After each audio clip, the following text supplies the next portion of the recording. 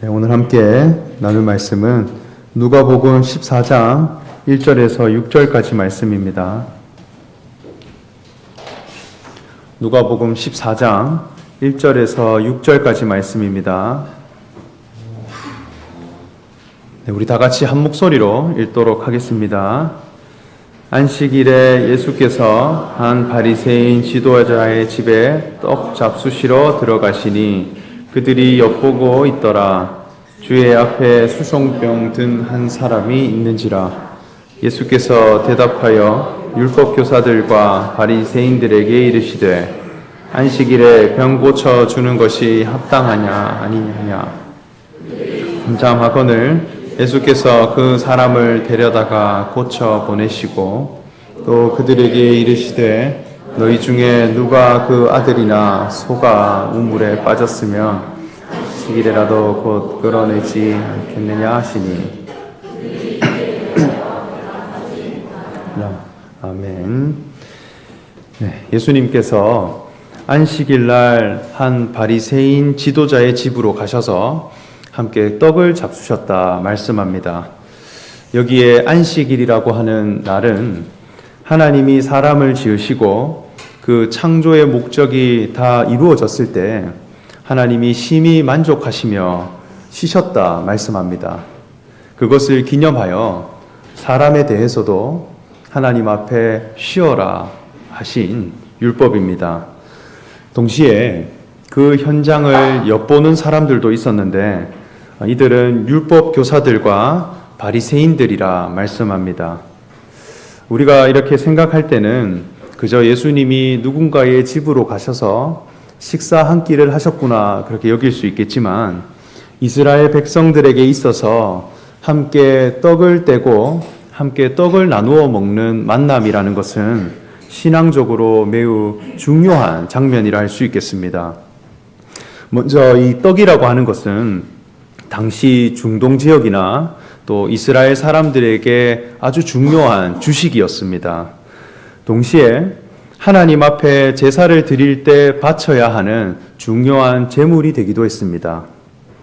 그러면 이 떡이라고 하는 것은 어디로부터 오는 것인가 할 때 농부가 땅에 씨를 심어서 그 심겨진 씨에서 싹이 나고 또 이른 비와 늦은 비를 맞고 또 농부의 손에 이끌려 경작을 받는 것입니다.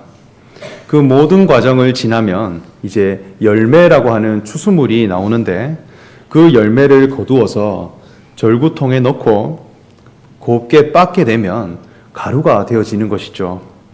그 고운 가루들을 반죽하고 또 마침내 굽게 되면 떡이라고 하는 양식이 만들어집니다. 그래서 떡은 그 출발점이 어디냐 이렇게 할 때 한 알의 씨로부터 온 것이고 그리고 그 씨를 심어 자라난 열매들이 모여 떡이 되어져 가는 그런 전 과정이 있는 것입니다. 그래서 하나님이 정해주신 절기인 6월절에는 누룩이 들어있지 않는 떡을 먹는 시간이 있었습니다. 그래서 누룩이 없는 떡을 먹는다 하여서 무교절이라 부르기도 했습니다. 이 무교병을 먹고 무교절을 보내고 나면 7주가 지나면 이제 맥추절이 되는데 또 다른 말로는 오순절이라 부르기도 합니다. 그때는 보리를 추수하고 보리떡을 하나님께 올려드리고 또 이스라엘 백성들과 함께 떡을 나누어 먹는 그런 절기를 보냈습니다. 그리고 하나님의 성전으로 들어가면 하나님이 계신 그 성소 안에는 우편에 거룩한 진설병이라 하여 떡이 12개가 늘 올려져 있게 말씀하셨습니다. 그것은 이스라엘 백성들을 위한 거룩한 떡이다 이렇게 말씀합니다. 그래서 하나님과 이스라엘 백성들 사이에 있어서 떡이라고 하는 양식은 아주 중요한 연결고리가 되어지는 것입니다. 그러면 하나님께서 왜 이 떡을 받으시고 하나님이 계신 곳에는 왜 떡이 있을까 할 때 결국 하나님은 씨를 심으시는 분이고 마침내 열매를 거두시고 그 열매들이 모여 떡이 되어질 때 영광을 받으시고 또 기쁨을 받으신다라고 하는 교훈이 있더라는 것이죠. 그 떡을 이스라엘 백성들이 먹고 힘을 얻고 하나님을 영광되게 하고 찬양하고 배부름과 만족함을 주는 그런 삶을 살게 하신 것입니다. 이것은 우리의 신앙에 있어서도 먹어야 할 참된 양식이 있다고 하는 것을 교훈으로 담아놓고 있습니다. 우리의 속 사람이 하나님 앞에 배부름을 얻고 영적인 만족감을 얻는 데 있어서 먹어야 할 양식이 따로 있더라는 것입니다. 그 양식은 무엇이냐 할 때 하나님의 아들 되신 예수 그리스도라 할 수 있겠습니다. 예수님이 제자들에게 말씀하시기를 썩어질 양식이 있고 영생하도록 하는 양식이 있는데 나는 하늘로부터 내려온 살아있는 떡이다 말씀했습니다. 또 십자가로 가시기 전에 제자들을 부르시고 그들에게 떡을 떼어 주시며 이것은 내 몸이니 받아 먹으라 말씀했습니다. 예수님께서 사람의 몸을 입고 이 땅에 오셔서 하나님의 아들 되심과 그리스도 되심을 우리에게 보여주셨습니다. 하나님 앞에 몸을 가진 인생이다라고 하는 것은 연약함이 있고 또 하나님 앞에 모순됨이 있으며 또 스스로 구원할 수 없는 그런 운명 가운데 있다 할지라도 하나님이 그를 자녀 삼으시고 또 그 십자가라고 하는 연약한 인생의 위치에서 그리스도의 직분을 허락하시고 또 하나님의 자녀로 다시 살리신다라고 하는 그 신앙의 의로움을 보여주신 것입니다. 그래서 하나님의 아들이시고 그리스도신데 나와 같은 몸을 가진 인생으로 오셨다. 이것은 실체가 있으신 분이고 나와 하나 될 수 있는 분으로 오셨다는 것입니다. 우리가 어떤 양식을 내 입에 넣어서 그것을 받아들이고 내가 먹게 되면 그 들어온 양식이 내 본성과 체질을 변화시킵니다. 그 양식이 나와 하나 되어지고 그리고 내가 가진 어떤 상태와 그리고 내가 가진 본성을 바꾸어 가는 것이죠. 우리 신앙에 있어서도 마치 양식을 먹듯이 내 속 가운데로 깊이 영접해야 할 대상이 있는데 그분이 바로 하나님의 아들 되신 예수 그리스도더라는 것입니다. 그분이 보여주신 삶과 그분이 이 땅 가운데 남겨주신 거룩한 직분, 그것을 예수 그리스도를 통해 발견해가는 것, 이것이 진정한 떡을 떼는 만남이고 떡을 먹는 현장이라 할 수 있겠습니다. 그래서 초대교회의 성도들도 사도의 가르침을 받아 서로 떡을 뗐다 이렇게 말씀하죠. 집집마다 모여서 각 사람마다 사람들을 불러 순전한 마음으로 떡을 떼는 만남이 있었고 또 그리스도로 말미암아 변화된 자기의 삶과 신앙의 고백, 자기 삶의 변화들을 나누고 교제해 갔더니 날마다 배부른 사람들이 되고 또 성도들에게 기쁨과 만족함이 있는 참된 영의 양식을 나누는 그런 관계가 되어졌다는 것입니다. 그래서 먼저는 우리가 예수 그리스도를 믿음으로 받고 그 변화되어진 우리의 신앙 고백으로 서로 교제하고 교통해 갈 때 피차간에 서로 떡을 떼어주는 참된 영적인 배부름을 충족해주는 그런 만남들이 이루어졌다는 것입니다.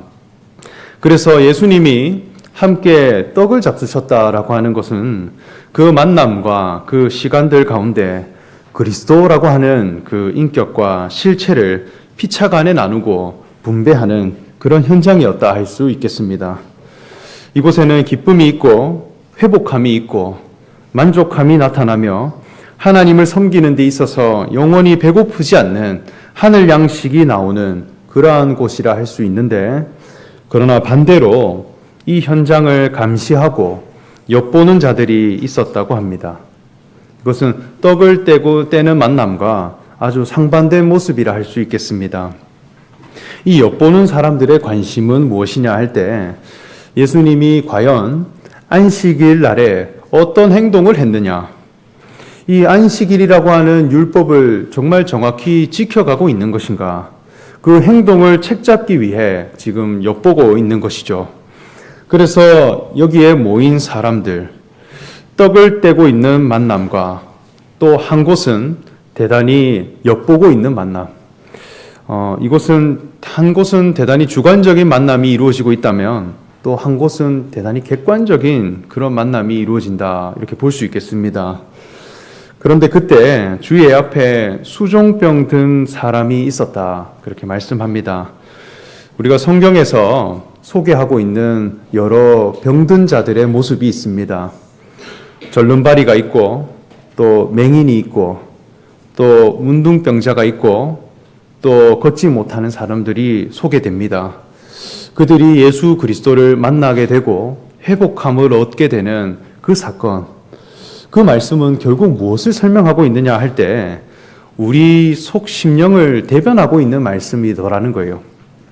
우리 자신이 본래 하나님 앞에 이렇게 병든 자이고 하나님 앞에 형상이 일그러진 자이고 하나님 앞에 죄에 사로잡혀서 온전치 못한 사람이다라고 하는 것을 깨닫게 해주시기 위해 기록된 말씀이라 그렇게 받아야 하겠습니다. 지금 떡을 떼는 만남이 있고 수종병에 걸린 사람이 있습니다. 이 말씀 앞에 내가 가진 신앙의 모습은 지금 어떠한가라고 하는 것을 우리가 발견해 가야 한다는 것이죠. 여기에 수종병이라고 하는 이 말은 옛날 성경으로 보면 고창병이라 이렇게 부르기도 했습니다. 그런데 원어상 의미로 들어가 보면 물이라고 하는 뜻을 가지고 있어요. 이 병에 걸리면 나타나는 현상이 어떠하냐 할 때 몸이 굉장히 부풀어 오릅니다. 그래서 팔, 다리가 퉁퉁 붓고 배가 아주 비대하게 커집니다. 아주 부풀게 되는 것이죠. 우리 몸 속에는 이렇게 물이 흐르는데 그 물이 원활하게 소통되는 것이 아니라 어디 한쪽에 고여 있는 거예요. 그래서 소통되지 못하고 고여 있기 때문에 막 팽창하게 되는 그런 병이라고 합니다. 그래서 수종병에 걸린 사람들을 향해 부르기를 헛배가 불렀다 이렇게 말하기도 해요. 왜냐하면 대단히 배부른 사람처럼 보이는데 속에는 아무것도 든 것이 없다. 그래서 너무나 괴롭고 아픔이 있는 것이다. 그래서 헛배 부른 사람이라 불렀습니다. 이 고창병에 걸린 가축들이 많은데요. 제가 영상으로 한번 본 적이 있는데 이 고창병에 걸린 소는 정말 거대해집니다. 그래서 겉보기에는 굉장히 배불러 보이고 또 풍성해 보입니다. 그런데 그 속에는 뭔가 가스나 물이 이렇게 가득 차서 계속 배고픔이 있고 헛배가 부른 것이고 괴로운 것이죠. 정작 에너지가 없고 힘이 없고 자기 몸을 가눌 수가 없고 마침내 쓰러지게 되는 그러한 병이 수종병이라 할 수 있겠습니다. 그러한 사람이 예수님 앞에 나아왔다 이렇게 말씀하죠. 이것은 어떤 교훈이 있느냐 할 때 하나님 앞에 먹어야 할 양식 문제라는 것입니다. 신앙에 있어서도 헛배가 부르는 신앙이 있습니다. 이런 고창병과 같은 신앙 상태가 있더라는 거예요. 예수님을 엿보고 있는 사람들, 율법 교사와 바리새인들이라 했습니다. 이들의 주된 관심은 무엇이냐 할 때 하나님의 율법과 하나님의 계명을 내가 몸으로 행하여 실천하는 것으로 의에 이르고자 하는 신앙을 가진 자들입니다. 안식일이라고 하는 날짜를 어떻게 정확히 지키고 정해주신 절기를 얼마나 잘 지켜 행했으며 하나님이 제정해주신 그 율법 속의 의무를 얼마나 정확히 이행했느냐, 이 행함에 관심을 가진 자들입니다. 그런데 하나님의 율법에 관하여서 내가 몸으로 지켜 최선을 다해 행해보면 어떤 사람이 되느냐 할 때 헛배가 부른 사람이 됩니다. 둥둥 부어있는 사람이 되는 거예요. 왜냐하면 하나님이 주신 율법의 목적에 관하여서는 내 속에 흐르지 못하고 그저 행동만 부풀려져 있는 사람이 되기 때문입니다. 하나님의 율법을 읽어보면 먼저는 행동 강령이 보입니다. 안식일을 지키라, 거짓 증언을 하지 말라, 부모를 공경하라, 도둑질을 하지 말라, 이런 계명들을 보면 분명한 행동에 관한 말씀으로 보입니다. 그런데 표면적으로 말씀을 읽고 이것을 열심히 지켜 행하면 어떤 사람이 되느냐 할 때 신앙의 공허함만 남은 채 그저 형식만 무성한 사람이 되는 거예요. 신앙에 관하여서 목적과 또 하나님이 율법을 주신 그 마음과 뜻에 대해서는 무지하고 내 속에 소통되지 못하는데 그저 겉 형식만 마구마구 부풀려져 있는 그런 사람이 되는 것이죠. 하나님이 사람에게 율법을 주신 것에는 두 가지의 목적이 있습니다. 첫째로는 사람이 하나님 앞에 이 율법을 절대로 지켜낼 수 없는 사람이라는 것을 깨닫게 하기 위해 주셨습니다. 사실 율법의 목적은 실패자가 되기 위함이에요. 하나님 앞에 사람이 너무나 교만하기 때문에 사람이 하나님처럼 되고자 하는 마음에 죄를 범했고 하나님이 지으신 그 존재의 위치에서 벗어났기 때문에 하나님이 우리가 흙으로 지음받았다라고 하는 것을 정확히 깨닫게 해주시기 위해 주신 법이라는 것입니다. 두 번째로는 하나님이 이 율법을 주신 것에 하나님이 주신 모든 계명을 자기 생명과 본성으로 지켜 행하는 한 존재를 찾는 말씀이 되게 하더라는 것입니다. 이것은 행동에 대한 개념이 아니라 이 모든 율법의 말씀이 생명과 본성으로 이루어진 한 존재를 설명하는 말씀이 되더라는 것이죠. 그분이 바로 예수 그리스도시다. 그분은 어떤 생명을 가지셨고 그분이 무엇을 위해 사셨으며 그분은 무엇을 옳다 여기시며 무엇을 신앙의 정체성으로 삼아 가시는 분인가. 행함에 대한 규범으로 율법을 읽는 것이 아니라 한 존재를 발견하고 한 존재를 설명하는 말씀으로 보게 되는 그 관점의 전환이 이루어지면 이제는 이 계명이 나의 양식이 되어진다는 것입니다. 말씀이 육신이 되어 우리 가운데 오신 예수 그리스도, 그분을 영접하게 되고 내가 그분을 믿게 되고 그분을 내가 내 속에 깊이 모실 수 있는 사람이 되어져서 이제는 이것은 은혜의 말씀이 되고 내 신앙에 참된 만족함을 주는 그런 말씀이 되더라는 것이죠. 그분을 우리가 믿게 되면 우리도 하나님의 자녀가 되어집니다. 하나님의 자녀가 된다라고 하는 것은 행동에 얽매여 있는 사람이 아니라는 거예요. 아버지와 동일한 생명을 가졌기 때문에 그 생명이 저절로 아버지가 옳다 여기시는 것을 선택하고 이끌어가게 하시는 것이죠. 하나님이 옳다 하시는 모든 의를 본성상 지켜갈 수 있는 그런 사람이 되는 것입니다.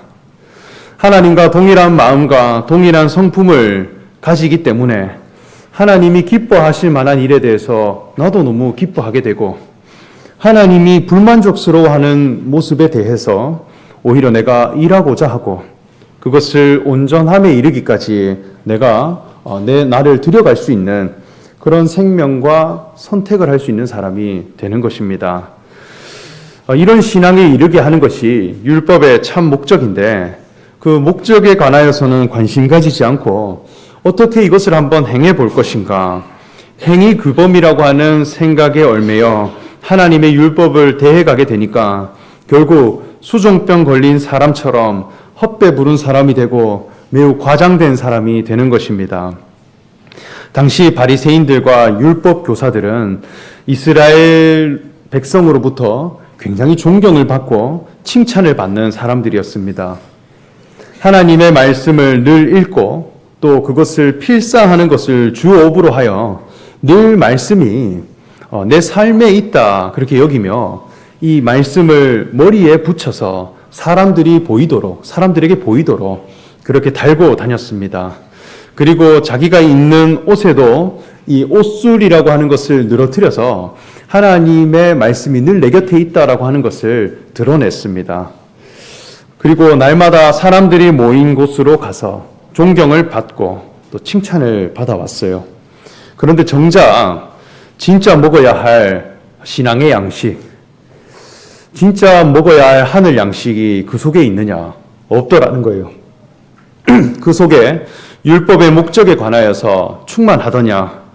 진정한 떡이 되시는 예수 그리스도라는 한 존재에 관하여서 오히려 엿보게 되고 책잡을 만한 것이 없느냐 보게 되고 양식이 아닌 감시 대상으로 여기더라는 것입니다. 그렇기 때문에 이 수종병 걸린 사람은 결국 율법 교사들과 바리새인들이 가진 신앙을 표현하고 있는 것입니다. 그들이 가진 신앙의 원리들, 그들이 가지고 있는 신앙의 상태, 그들이 가지고 있는 신앙의 사고 구조, 그것이 수종병이라고 하는 상태로 정확히 나타나는 것이죠. 그래서 예수님은 그들을 향해 이르시되 안식일에 병 고쳐주는 것이 합당하냐 아니하냐 물으셨습니다. 결국 이 질문은 안식일이라고 하는 계명의 목적은 무엇인가라는 것을 묻는 것입니다. 안식일이라 하는 것은 하나님의 형상을 가진 사람이 나타나셨을 때 하나님이 보시고 만족하셨고 쉬신 날입니다.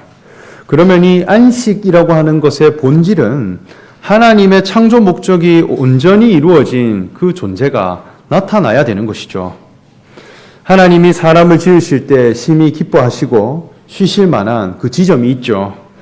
그 목적이 우리 가운데 이루어지지 못했다면 안식일은 아직 도래하지 못한 것입니다. 물론 달력상의 날짜는 늘 반복될 것입니다. 그러나 목적 안에서 안식일이라고 하는 상태는 내게 이루어지지 못했다는 것이죠. 달력상의 날짜를 보고 이것은 쉬는 날이다, 그렇게 지키고 행하는 생각들이 있습니다. 그것은 그저 행동으로 지키는 것입니다. 지금 수종병에 걸린 상태, 신앙의 헛배가 불러있는 상태, 이거는 지금 하나님이 실만한 때가 아니다. 오히려 이 병을 고쳐야 하고 이 상태에서 벗어나야 하고 내 속에 부풀려진 신앙은 버리고 내 속에 참된 양식이 내게 들어와서 하나님께 영광이 되고 하나님께 참 만족이 되는 신앙에 이르러야 하지 않겠느냐 하는 것을 물으신 것입니다. 그래서 그 과정을 우리는 이행해 가야 한다 묻고 있는 것이죠. 그리고 이어서 말씀하시기를 그들이 잠잠하거늘 예수께서 그 사람을 데려다가 고쳐 보내시고 또 그들에게 이르시되 너희 중에 누가 그 아들이나 소가 우물에 빠졌으면 안식일에라도 곧 끌어내지 않겠느냐 하시니 그들이 이에 대하여 대답하지 못하니라, 이렇게 말씀합니다.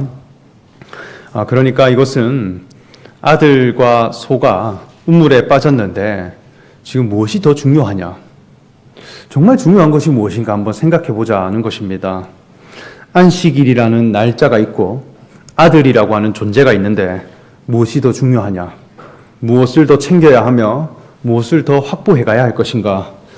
너희 마음속에 아무리 날짜가 도래하고 객관적인 시간이 도래했다 하더라도 나와 동일한, 하나님과 동일한 본성을 가진 그 아들이라고 하는 그 존재가 나와야 신앙의 가장 우선순위가 되고 가장 영광이 되지 않겠느냐.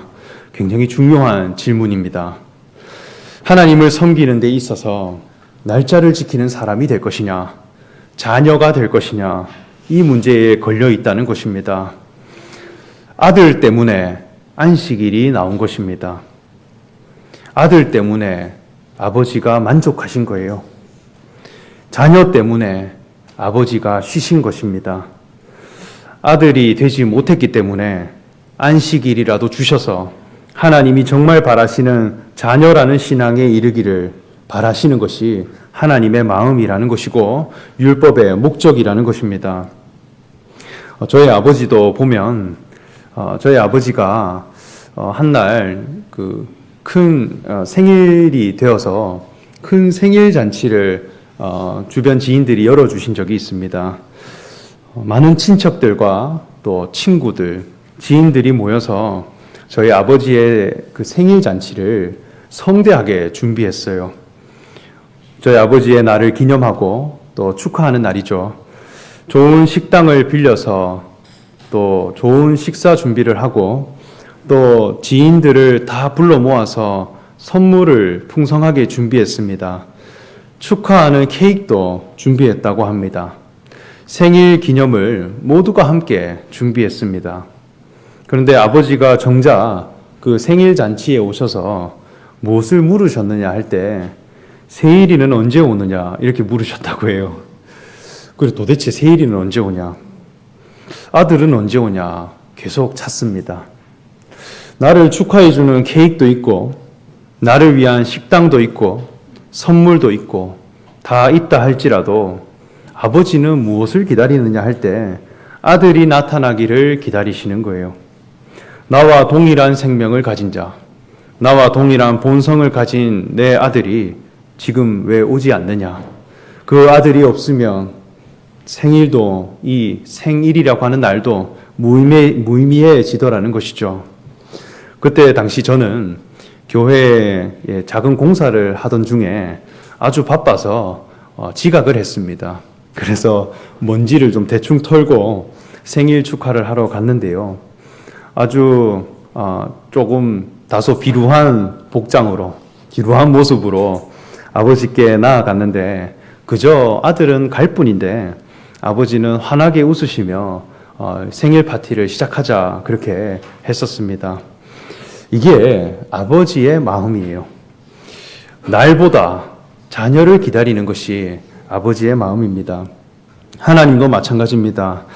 안식일이라고 하는 그 날에 많은 것을 지키고 감시도 하고 또 많은 것을 지켜 행하는데 진짜 하나님이 쉬실 만한 지점은 아들이 나타나는 것이라는 것입니다.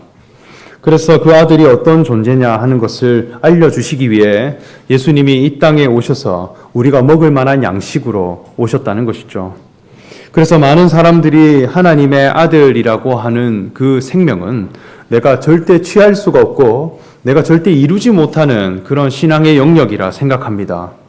하나님이 사람을 자녀 삼으시는 그 위치는 적어도 천사 정도는 되어야 되지 않겠느냐. 위대한 힘을 가지고 또 대단한 경제력을 가진 사람이어야 되지 않느냐. 그렇게 생각했다는 것입니다.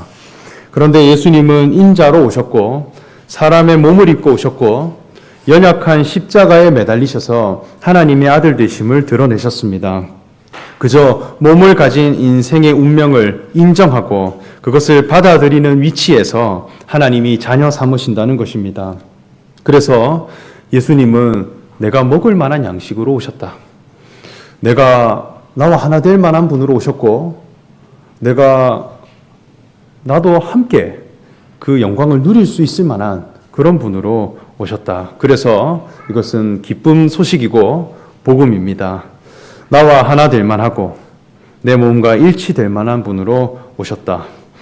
예수님께서 하늘 양식으로 오셨고 하늘에서 내려온 살아있는 떡으로 오셨듯이 우리가 하나님을 섬기는 데 있어서 정말 먹어야 할 참 양식이 무엇인가를 늘 묵상하고 또 하늘 양식으로 우리의 영이 자라고 힘을 얻어 하나님의 영광에 이르는 저와 여러분 되시기를 간절히 소망하며 말씀 전합니다.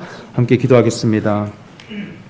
사랑의 하나님, 우리가 하나님의 말씀 앞에 늘 심령의 배부름을 얻고 또 만족함을 얻는 사람들이 되기를 원합니다.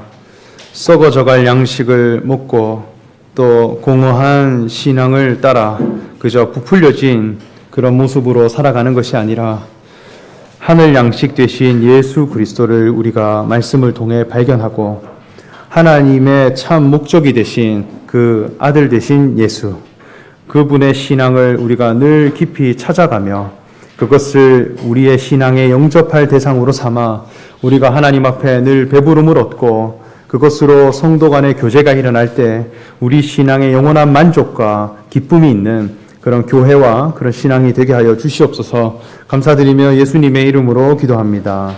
아멘. 네, 찬송가 377장 찬송하겠습니다.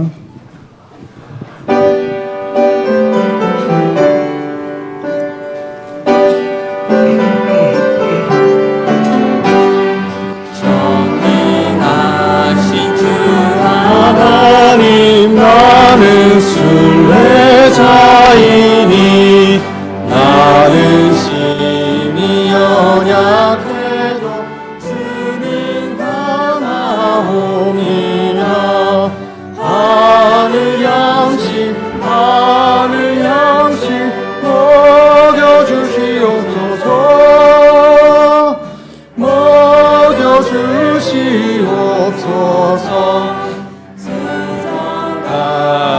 생명수를 마시도록 하시며 물과 구름 기둥으로 나를 인도하소서. 나의 주여 힘과 방패 되소서. 힘과 방패 되소서. 요단강을 건널 때에 겁이 없게 하시고 저기 맺는 가나안 편히 닿게 하소서. 영원토록 주께 찬양하리라.